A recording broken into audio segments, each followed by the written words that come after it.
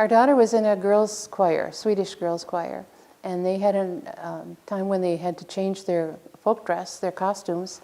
So I made one for her, and it came, would you make one for me? Would you make one for me? So I ended up starting with that and realizing that people want a touch of their heritage. So we started making them, and they took off, and they started selling, and now I have sold over 800 of them.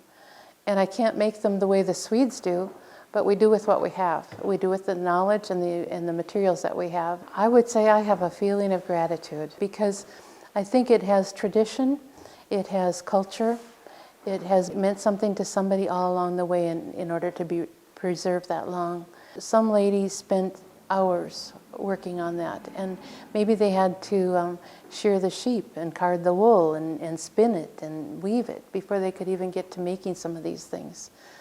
It took a long time, and many were made under very poor lighting, and I have a feeling of gratitude that they made it to begin with and that somebody thought to save it. What they have carried over the years has been what has been important to them. The clothing didn't have pockets, so that whatever they needed to carry. I think if you don't tweak a tradition, you lose it.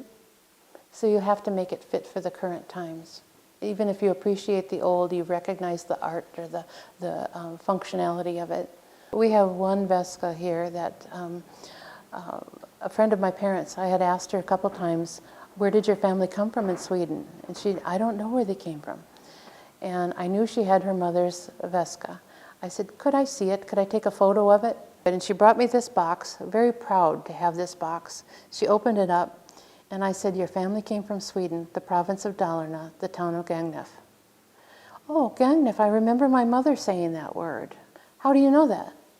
Because only if you come from Gagnef can you wear that particular style. And she said, oh, well, it's very old. My grandfather made it for my mother's 5th birthday. And I said, yes, he made it in 1888. She said, how do you know that? And I said, because on the top of it, it says 1888. She said, I thought that was part of the design. She had her whole story in this little box, and she never knew it. My heritage is Swedish. We grew up knowing we were 100% Swedish till DNA came along.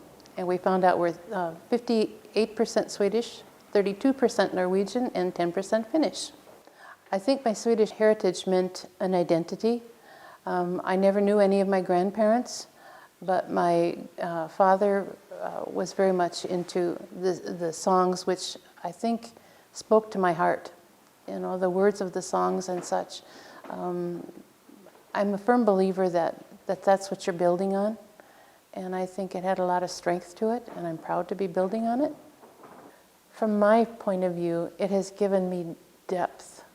It has given me an appreciation for a time I never knew, but it has brought me to the attention that there were people who were living then and had the foresight to save these things.